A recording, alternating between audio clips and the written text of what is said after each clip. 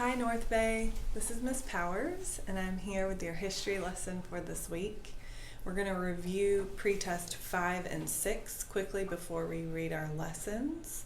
So let's look at pre-test number 5. If you have that, you can pull it out or you can just try to see if you know the answers because you do have a quiz this week or maybe a test. It's one or the other. I know you have something this week, so you need to study. So here's pretest number 5. Number 1, you were to match Diocletian with which letter? If you have G, it's shared the Roman Empire. So he was the one who split it up and took half of it. So that's G. Number 2, Dominus Noster. Who remembers what that matches up with? What does that mean? It's A, Latin for our Lord. Number 3, Jupiter. Who is Jupiter? That matches with H, the father of the mythological Roman gods.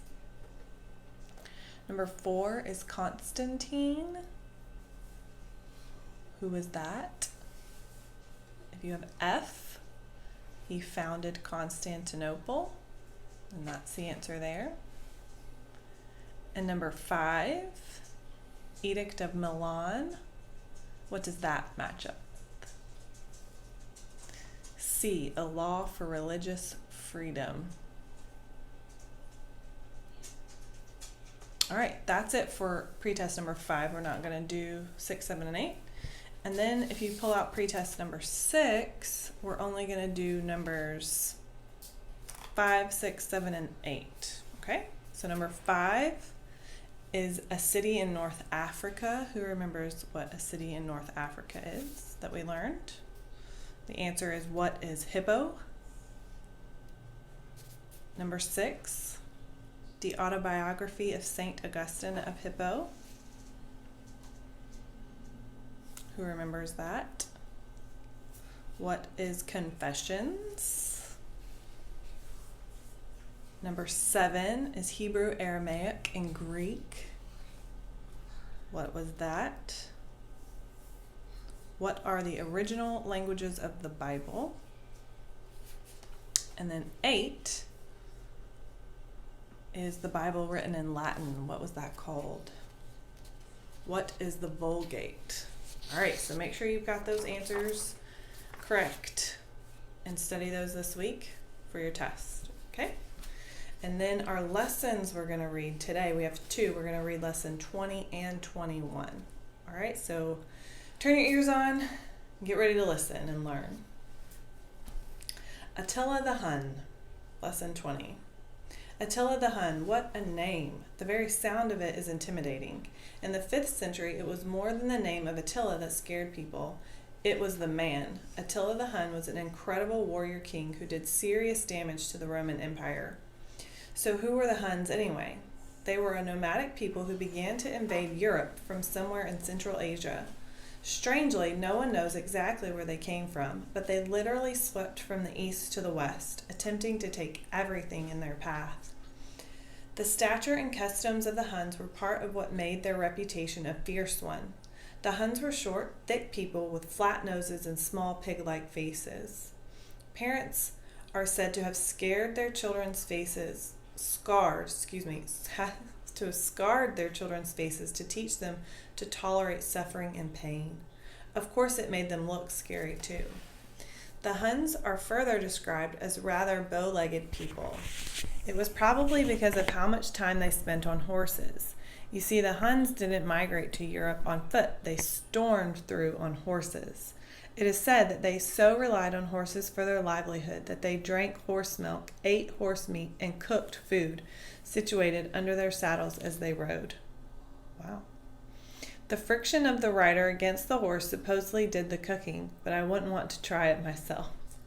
Now that you have a picture of these barbaric people, imagine the man who was their king from 434 to 453. He was Attila the Hun. The Romans and Germans who feared him nicknamed him the Scourge of God. What did they fear? For one, Attila had an army of 500,000 men. That's a big army for a king without a country. I suppose that's why he went out to conquer new land. The empire he went after was the biggest one around. He went after Rome. In 447, Attila the Hun began his blitz of terror by invading the Eastern Roman Empire. In order to make peace, Theodosius, the Roman emperor of the East, agreed to pay Attila a tribute. A tribute is a large sum of money. Paying a tribute to another king is like bribing a bully. The Romans in the East basically paid Attila to not hurt them anymore. To Attila, it was a victory. To the Romans, it was humiliating. With renewed confidence, Attila decided to see what he could gain from the Western Roman Empire. In 451, Attila managed to not only receive tribute money from the emperor of the West, but he also received a gift of land south of the Danube. This spurred him on to blast through the country of Gaul, later known as France, ransacking towns and cities by killing men and capturing women. Now I know I've made this guy sound pretty terrifying, but according to some historians, Attila was no more ruthless than Julius Caesar, whom many hold to be one of the greatest generals that ever lived.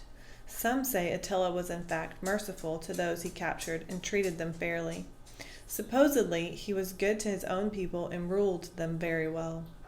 As for lifestyle, Attila's was unusually simple. Although he was a king, Attila dressed in plain clothes.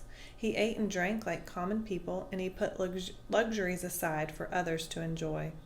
For example, Attila's palace was formed out of nicely carved wood, but only draped with ordinary animal skins to keep out the cold. You could say he was far more practical than he was extravagant.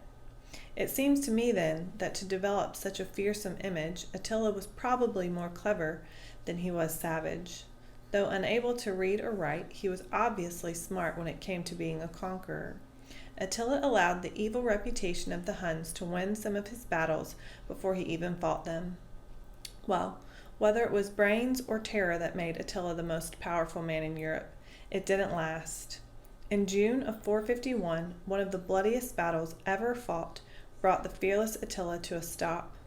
Both the Romans and the Visigoths, a Germanic tribe, had had enough of Attila. They joined forces together at what is called the Battle of Champs-sur-Marne. Champs-sur-Marne. That's French, I'm not really sure. I don't speak French. In the massive fight, 162,000 men died on the battlefield. This death toll included the king of the Visigoths, who was helping the Romans fight off the Huns. Attila survived the battle and within a year moved southward to conquer Italy. It could have been a disaster, but somehow a church leader managed to talk Attila out of conquering the city of Rome. For reasons no one knows, Attila headed back through the Alps to where he came from. Perhaps he was retreating to make a new plan of attack, or perhaps he was giving up. What Attila didn't know was that his life was about to come to an abrupt end.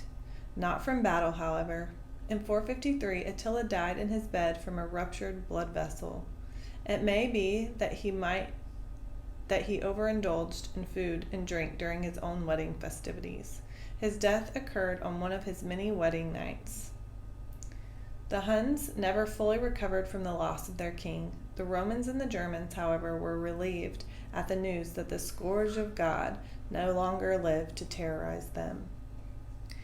What we learn from the life of Attila the Hun is that warrior-type power isn't lasting.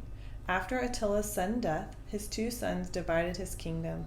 Neither one was a capable ruler, however, and the agonizing reign of the Huns ended as quickly as it started.